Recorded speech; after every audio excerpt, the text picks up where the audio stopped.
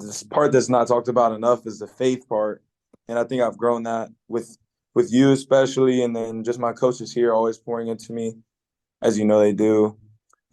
Just the faith aspect enhances every other aspect. And it's something I didn't really believe going into my freshman year, but once I got to the end of it, to this off season, it really helped me get through a lot of things, and it pushed me. Like it helped me so much throughout this off season. So yeah, I mean, a regular day in the life is kind of how it is, like for me at least in the off season.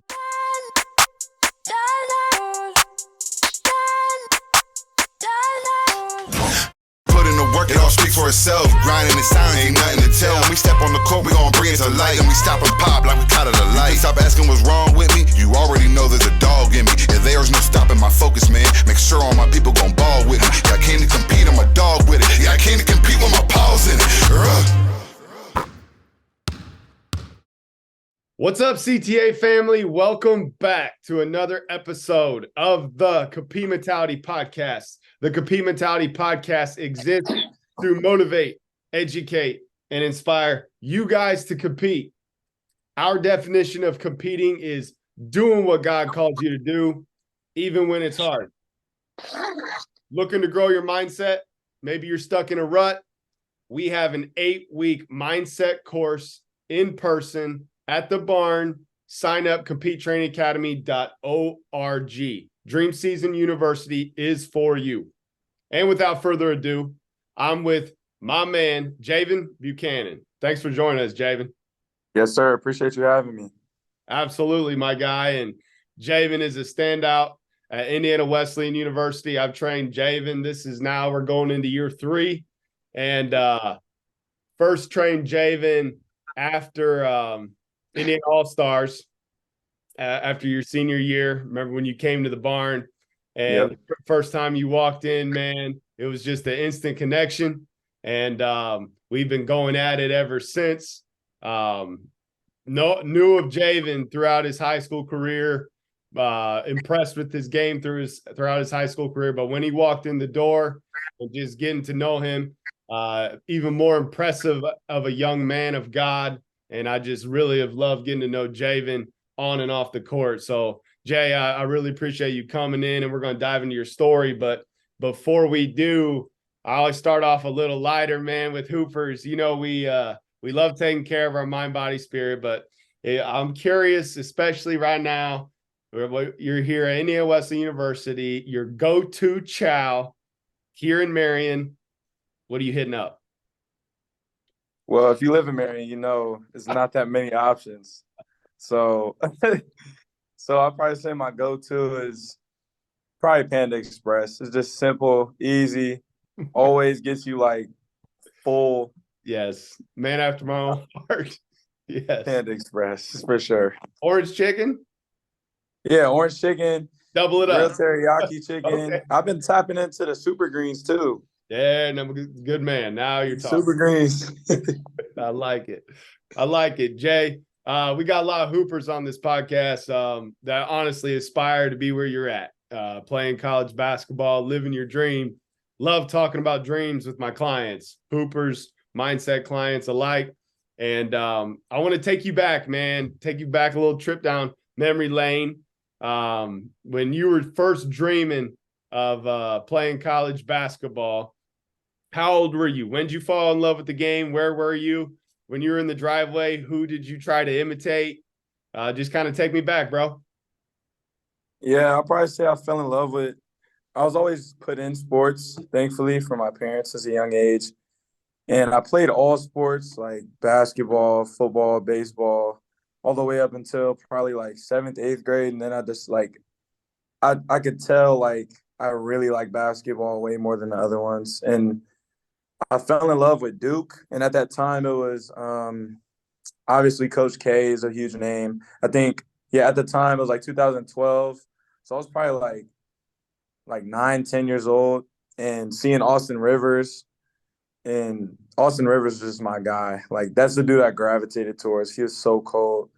So that's where it kind of started for me.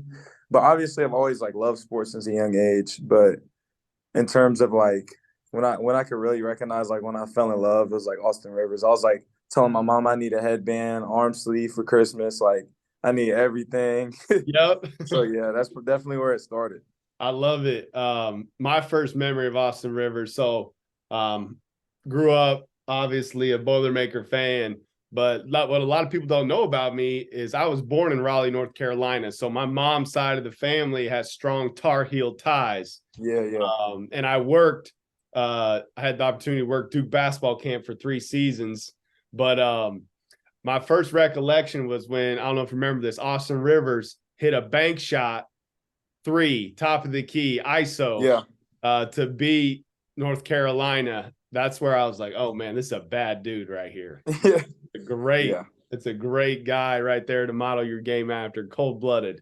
So, Jay, want to talk a little bit, diving in to your recruiting process, how you chose Indiana Wesleyan. We got a lot of listeners and parents that really, I get questions all the time about the recruiting process. And it can be tricky. It can be tough. It can be stressful. Tell us about your recruiting process and how you ended up choosing Indiana Wesleyan. Yeah, so I kind of have like an unorthodox probably recruiting process in terms of most kids.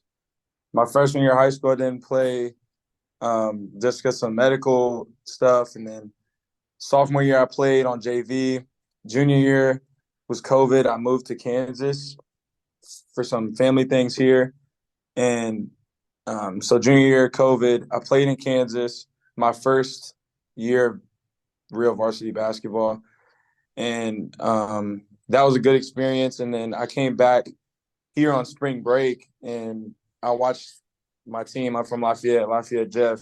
We played Carmel in the regional, and like my boy Brooks was playing, and I think they lost by 1 in the regional to Carmel. And like when they lost, like I didn't expect it to affect me so much. So like I was like hurt, like I lost. And then that's when I knew. I was like all with all my friends, and I was like, man, I gotta finish out my career here. So I came back, and then yeah, my senior year is probably like my biggest year of growth in terms of like my body and like my athleticism. Like I got a lot taller, got a lot stronger, faster. So I started to get a little bit of notice. So I played like my final year at AAU before I could enter into my senior year of high school basketball.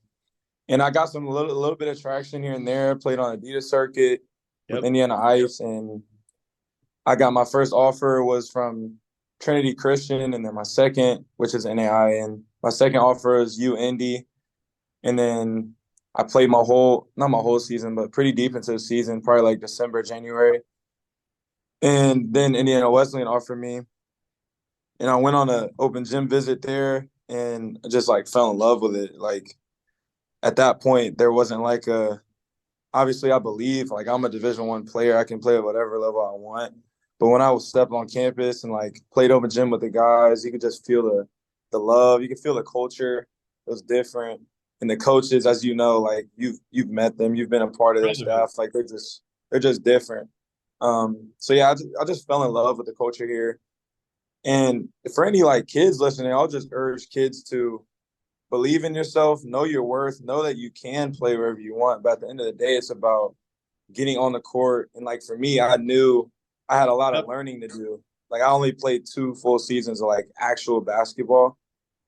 And so I know I had a lot of learning to do, and this would be a great like destination for me.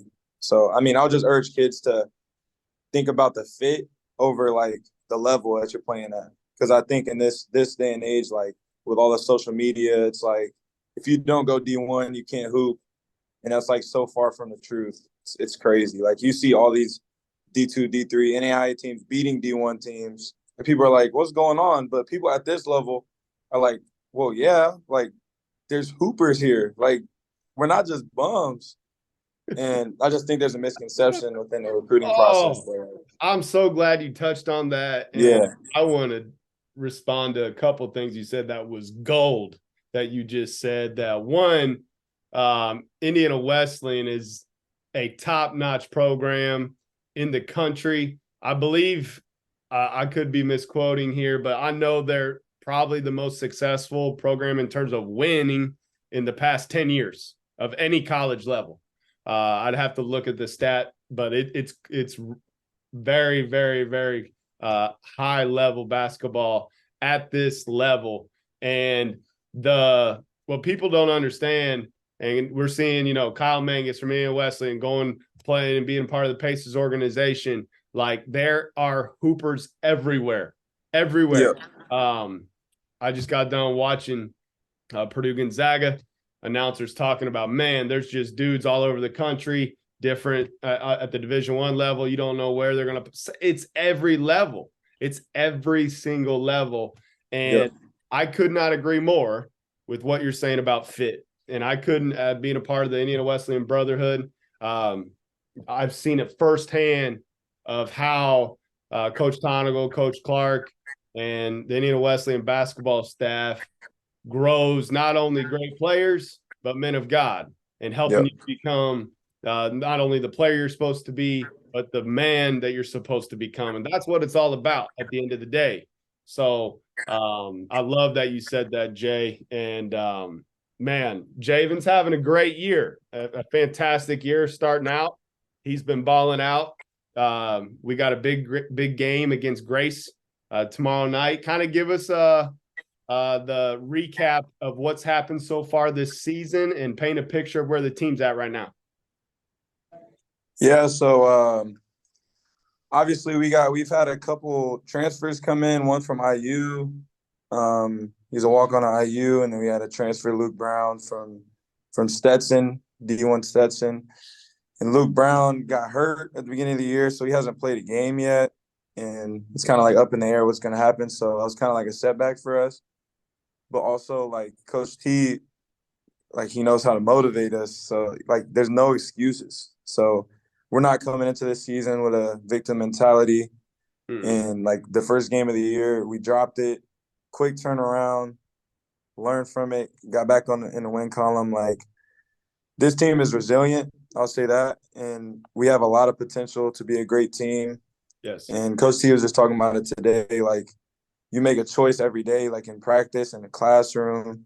Like, you can wake up, and a lot of us can just be good. Like, it doesn't take that much skill to be good, but it takes, like, great mental focus every single day in the little things for us to be a great team.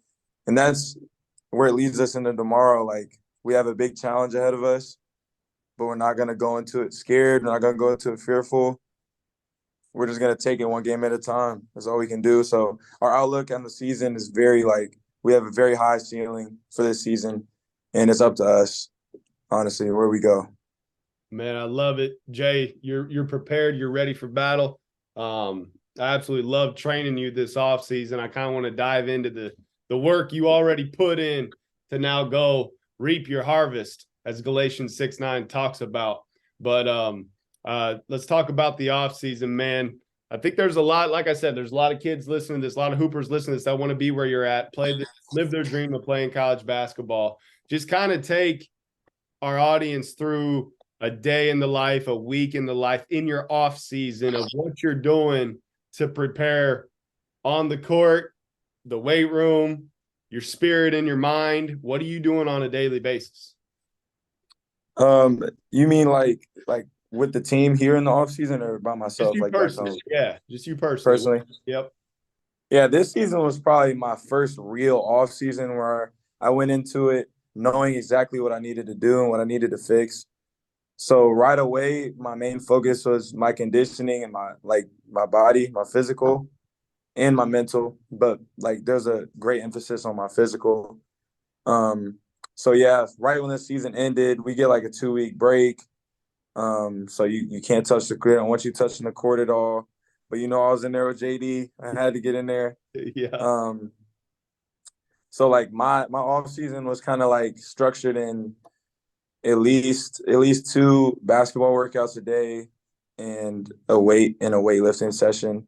And then we had this thing in the summer where we had to do hill sprints and stuff on Mondays and Fridays. So that was like an extra conditioning. So yeah, it was like Monday through Friday was kind of that schedule. And I would mix in like some open runs at like the factory in Indy. Yep. just to keep my cardio up. And then obviously the biggest thing for me was changing my diet because like when you come from high school, like, and it's not your fault because no high school coach teaches it, well, that I know of. Like the diet that you need to have in order to play a long season like we have at the college level. And that was probably the biggest change from in my body. That was probably the biggest jump I've ever had this off season. 100%. And it's mainly just because I was so dialed in on my diet and my workouts. And then this part that's not talked about enough is the faith part. And I think I've grown that with you especially, and then just my coaches here always pouring into me, as you know they do. Just the faith aspect enhances every other aspect, and it's something I didn't really believe going into my freshman year. But once I got to the end of it, to this off season, it really helped me get through a lot of things, and it pushed me. Like it helped me so much throughout this off season. So yeah, I mean, a regular day in the life is kind of how it is, like, for me at least in the off season. Usually 2 workouts, whether that's shots in the morning or like an individual with you. Um, and then we always have like this mandatory lifting on our app. We have like an app on our phone, so that's usually how it went. I love that, Jay. And it's a lifestyle. We always say at Compete Training Academy, you treat the game like a pro. And that's what Javon Yeah. does on a daily, weekly basis. It's 24/7, 365.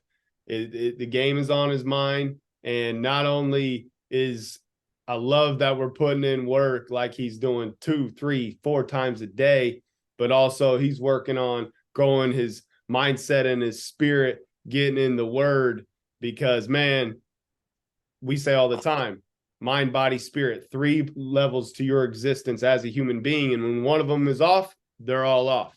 So like, you got to be focused on all 3 aspects. Jay, we forgot to mention in the off season as well, you got to hoop in the dizzy runs. I knew for a fact when I was the owner / coach of a team, I'm like, man, I'm getting my guy Javon on my team. Just tell the audience, this was kind of like it was opened up this year. We had a great turnout from a lot of people from all over the state. We had hoopers So fun. from everywhere. Kind of just paint a picture to our audience of your experience. Man, it was so awesome. Like just seeing the work, like, I mean, it's a pro-am, but for me, it was a way bigger deal. Like I've always had this kind of like chip on my shoulder that like I'm always kind of like overlooked, and like it just really like made me feel good about the work I put in, knowing that I can play with anybody, like anybody I step on the court with, and like the opportunity you gave me was just amazing. As soon as you asked me, I was like, duh, like I'm on that team. And getting to play with Mason, getting to play with Kyle Mangus, Evan Maxwell, a whole lot of guys actually. It was just so fun, like just to compete with like NBA players. Yep. Jaden Ivey rolled with you one game. Yep. Huh? Jaden Ivey got to roll with you one game. Jaden Ivey, yeah, that was an awesome experience. Just like the opportunity it was just awesome, and I'm excited to do it again. It's gonna be so fun. You know we're gonna run it back. You know we're gonna. Yeah, Kyle Guy's doing a great thing with that dizzy runs. It was a great turnout. 100%. Javon, I want to kind of dive in to the faith aspect of the game. And you said that this off season especially, you took a huge leap in your faith.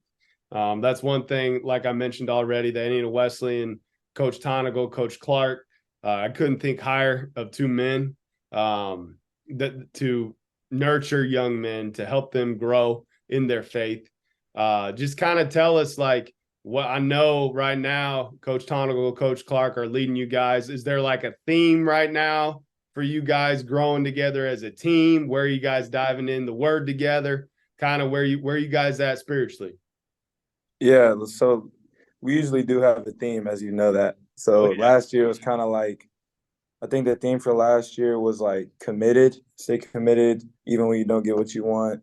And this year, kind of learned at the end of last year, losing in the tournament, the week before that, we developed like this fighting mentality, and that kind of carried over into our summer and our season now. So the word for now is probably just fight, Mm. developing a fight in your spiritual life and on the court. So that's the theme right now. Fire me up. Ephesians Yeah. 6:12 says our battle is not against flesh and blood, but it's a spiritual war going on right now. And wherever you're at, I want you to take that to heart, audience listening, that you got to fight. And there's days that you wake up and you're full of life and you're positive, but there's days you wake up and you don't feel right. You maybe feel a little depressed. Maybe you start feeling a little negative. And there's a Yeah. reason for that, because we are in a spiritual war right now. And just like your car has an antenna, your mind is like an antenna, and you need to tune into what the scriptures say is lovely, pure, excellent, praiseworthy. Think on these things. So Jay, I love just that word fight. You gotta fight for that. Yeah. Javon, I wanna take you back to a workout. We worked out quite a few times here this off season, last two off seasons with our guy Mason Gillis. Just kind of talk about like what you're together, man. Iron sharpens iron. What is it like? What'd you learn from training with him? And then just kind of how are you applying that to your game today? Yeah. I remember the first time I think we worked out Mason. I think I was still in high school. Yeah, I definitely was still in high school. I came right out of like a track practice, and I think my dad brought me, and like me and Mason were getting out of the car at the same time. My dad is like a Purdue Boilermaker fan. He was like, Mason, it's my son, it's my son. It was just fun to see him kind of giddy about that. Yep. But now the workout was awesome. Like you said, iron sharpens iron. He definitely pushed me to like he's probably like the first person that really made me realize like how physical the game is going to be.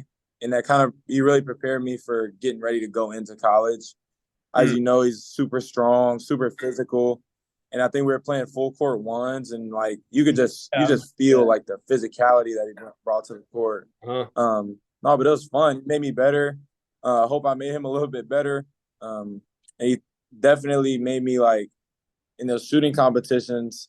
Obviously, I'm trying to win. He's a great shooter, so he pushed me to a different level with my shooting and like made me really want to work on my shot. So yeah, that's my boy. And my dad actually works for Purdue now doing security. So he sent me like 3-4 pictures taking selfies of Mason already. I was like, this is so hilarious. But nah, that was a great experience.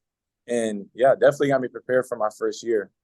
That's big time. I want to talk about the transition to the college game, kind of like you were talking about, just the physicality.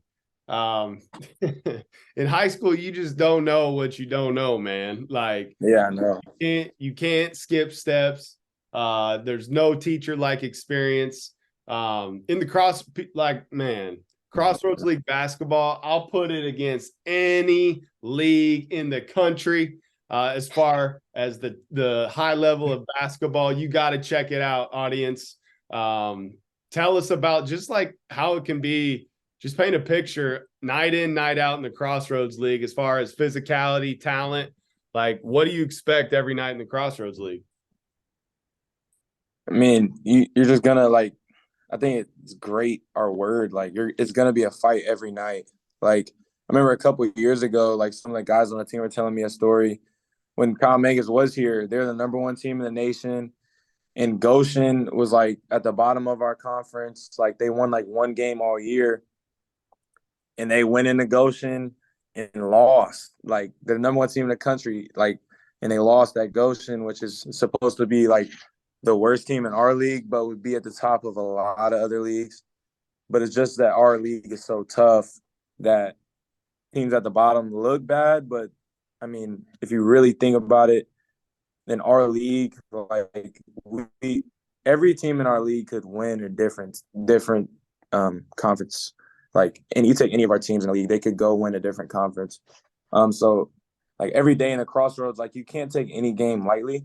And that's how it should be. Like you should want to play for a conference where you gotta like be on your best every night, and that's where it brings the best out of you. Like you don't want to be in a cupcake league. So this league will push you every night, and that's why you gotta practice so hard, and that's why you work so hard in the off season because this is one of the toughest conferences in the country. Man, no doubt about it. Any given night, I spent 2 years as an assistant coach at Indiana Wesleyan. You got to bring your A game every night. So you listeners that are following Javon, go support him. Go watch some Indiana Wesleyan hoops. I promise you, you will not be disappointed in the Crossroads League and watching Indiana Wesleyan basketball. Javon, I kind of want to I always ask this question in every podcast, and adversity is promised in life, in basketball. The book of James in the Bible talks a lot about adversity. It's one of my favorite books of the Bible. Looking back over your life, share with us a time you went through some adversity, but now hindsight being 2020, you're grateful for the adversity because it made you into the man who you are today. Yeah, that's a great question. I love James as well. Has a lot of nuggets, gold nuggets in that. Say a ton of my life.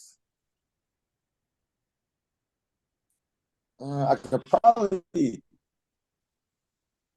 just say my whole high school career was kind of hard. In terms of just like not being where I wanted to be all the time, always comparing myself. I was just super like I was good, but I didn't believe I was good. So like if you're good, you don't have confidence. You're really not gonna show that you're good.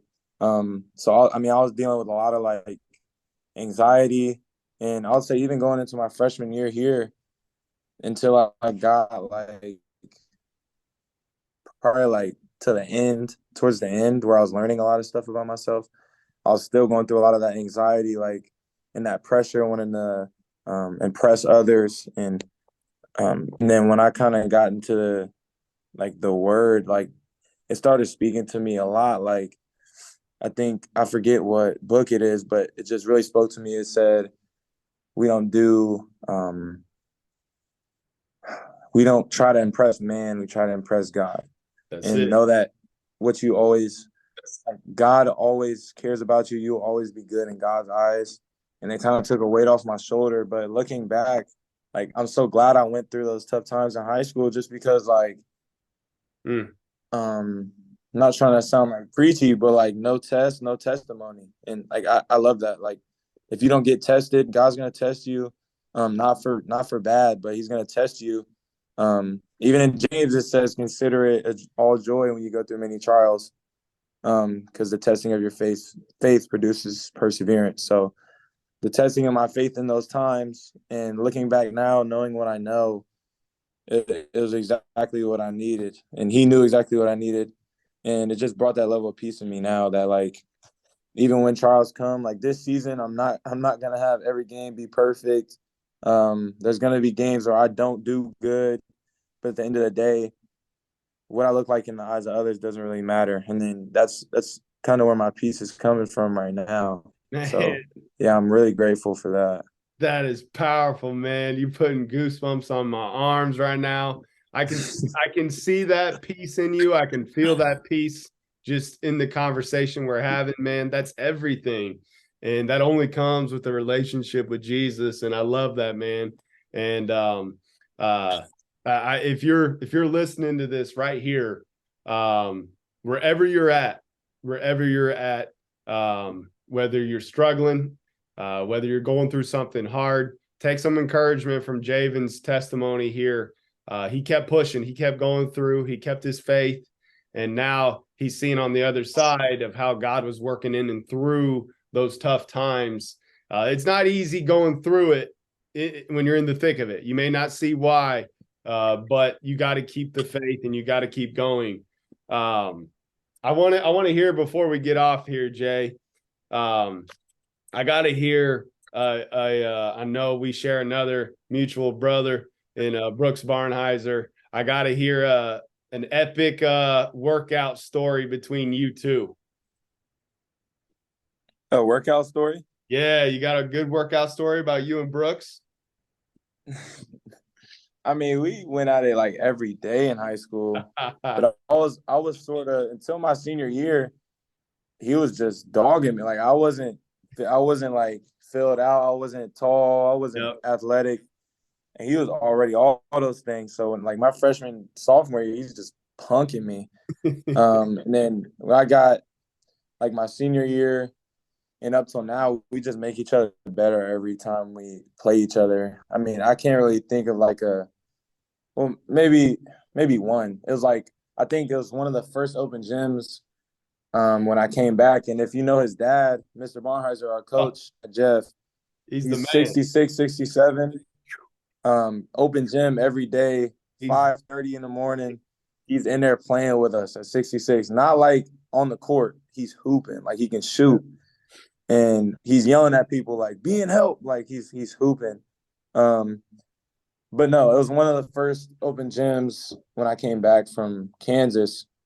And like I had some more athleticism and I was a little stronger, a little taller. And I think I just caught it one time, ripped right past him and did a dunk. And I just remember him like vividly just looking at me like, what? Like, you can do that now? Just like me, me and Brooks have, like, he's only been here a short time, but our relationship has just grown so much. And like that's probably like I can call him one of my best friends. Like we talk every day. And I'm just so blessed to have a dude like that and to see him killing now. It's just awesome. Like shout out, Brody. And like everybody's seeing him now. Like that's only the beginning. This is basically his sophomore year. It's only he got a lot of time and people need to wake up. The thing I love about Brooks is he just plays so hard. Like so hard. And young hoopers listening to this, hoopers anywhere listening to this, that you can impact the game by just playing hard. Like good things are going to happen to you if you just stay concentrated, you stay playing hard, and you stay in that present moment. Man, good things happen. And Brooks is epitomizing that right now through the first 5 games of the year. He's on a tear right now. So no, that's great. I love that. Iron sharpens iron. There's nothing, ladies and gentlemen, just the lessons that I get from being able to train these amazing athletes and watching them hone their craft, but also push each other and then go into their off seasons and reap a harvest. It's just so rewarding for me to see, Javon. And I love watching you grow each and every day. I love watching you each and every game grow, and you just keep going. Appreciate you joining us today on the podcast, my brother. Yes, sir. I'll be glad to be on. Absolutely. CTA family, thank you for joining us today. I know that this podcast with Javon encouraged somebody. Share this with somebody, 2, 3, 5 people, so they can be encouraged as well. That's what the whole mission of this podcast is, to encourage one another and to build each other up. Thanks for joining us on the podcast. Always remember that competing is doing what God calls you to do, even when it's hard.